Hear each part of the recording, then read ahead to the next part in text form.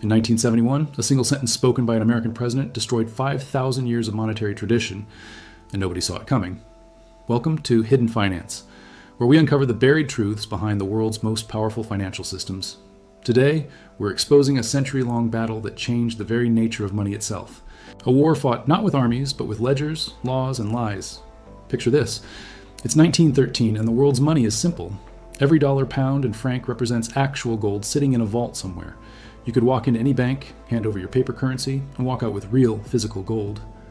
Money wasn't just a promise. It was a guarantee, backed by something you could hold, something that had been valuable since the dawn of civilization. But behind closed doors, a group of bankers and politicians were already plotting to change everything. The stage was set on a cold November night in 1910, when 6 of America's most powerful financiers boarded a private rail car under assumed names. Their destination? Jekyll Island, Georgia. Their mission? To draft the blueprint for America's central bank, the Federal Reserve. These men represented a quarter of the world's wealth, and they understood something revolutionary. Whoever controls the creation of money controls everything. The Federal Reserve Act passed 3 years later, giving a private banking cartel the power to print America's currency. It was the first crack in gold's armor. Then came the Great War. Between 1914 and 1918, European nations printed money like never before to fund their military campaigns. The gold standard became a casualty of war. Countries suspended gold convertibility, telling citizens it was temporary and patriotic. But here's what they didn't say. Once governments taste the power of unlimited money creation, they never give it back. By 1920, the amount of paper currency in circulation had tripled, while gold reserves barely moved. The mathematical impossibility was becoming obvious. There wasn't enough gold to back all this new paper. The 1920s roared with this new monetary freedom. Stock markets soared, credit expanded, and everyone felt rich on paper. But reality has a way of asserting itself. When the music stopped in 1929, the entire house of cards collapsed. Banks failed by the thousands. People rushed to convert their paper into gold, creating the very panic the system was designed to prevent. The response from governments wasn't to return to honest money. It was to double down on control. In 1933, something unprecedented happened in the land of the free. President Franklin Roosevelt signed Executive Order 6102, making it illegal for American citizens to own gold. Think about that for a moment. The government literally confiscated the people's gold, forcing them to exchange it for paper dollars at a fixed rate of $20.67 per ounce. Then, once the gold was safely in government vaults, they immediately revalued it to $35 per ounce. It was the largest wealth transfer in American history, hidden in plain sight. Citizens lost 40% of their purchasing power overnight, and it was perfectly legal. But the real masterstroke came in 1944 in a small New Hampshire town called Bretton Woods. As World War II raged, 44 nations gathered to design the post-war monetary system. The American delegation, led by Harry Dexter White, proposed something ingenious. The dollar would be backed by gold, and every other currency would be backed by dollars. It was monetary imperialism disguised as international cooperation. The United States now controlled the world's money supply because they controlled the only currency still linked to gold. For 27 years, the system created an illusion of stability. Foreign nations accumulated dollars, trusting America's promise that $35 would always equal 1 ounce of gold. But behind the scenes, the printing presses never stopped. The Korean War, the Vietnam War, the Great Society programs, all funded by creating more dollars than gold could possibly back.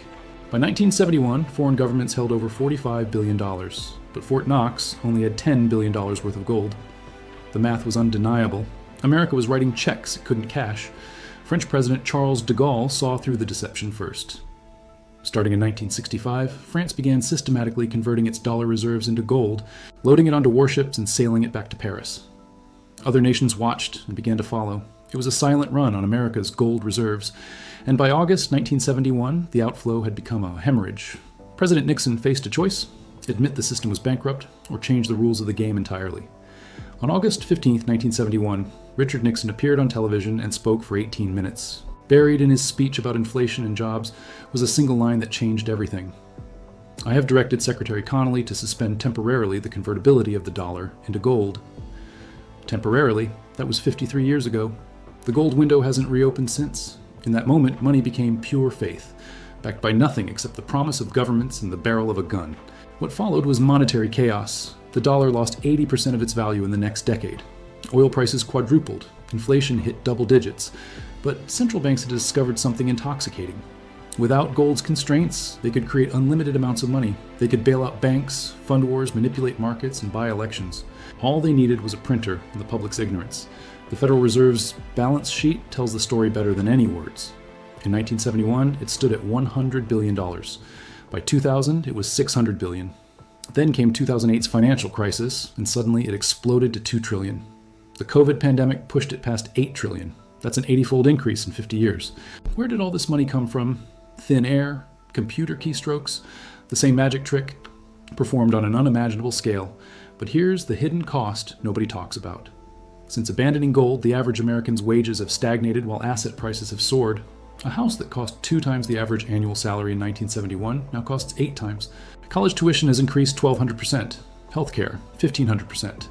The middle class isn't disappearing by accident. It's being systematically robbed through monetary debasement. Every dollar printed steals value from the dollars already in your pocket. It's taxation without legislation, theft without a thief you can see. The elites, of course, understood this game perfectly. They borrowed cheap money and bought real assets. Stocks, real estate, commodities. They got richer not by creating value, but by being closest to the money printer. The Cantillon effect, economists call it. Those who receive new money first benefit at the expense of everyone else. It's why the wealth gap has exploded since 1971. It's why 1% of the population now owns more than the bottom 90% combined. Meanwhile, the public was told a different story. Inflation is transitory. Quantitative easing helps the economy. Modern monetary theory says deficits don't matter. The propaganda has been so effective that most people don't even know what money is anymore. They think those paper rectangles in their wallet have inherent value, not realizing they're just IOUs from a bankrupt government that long ago abandoned any pretense of fiscal responsibility. Central banks have become the most powerful institutions on Earth, yet they operate with virtually no oversight. The Federal Reserve has never been fully audited. The European Central Bank makes decisions affecting 500 million people behind closed doors. The Bank of Japan owns 70% of the country's stock market. These aren't free markets. They're centrally planned economies with extra steps. The Soviet Union would be jealous of the control today's central bankers wield, but cracks are appearing in the facade.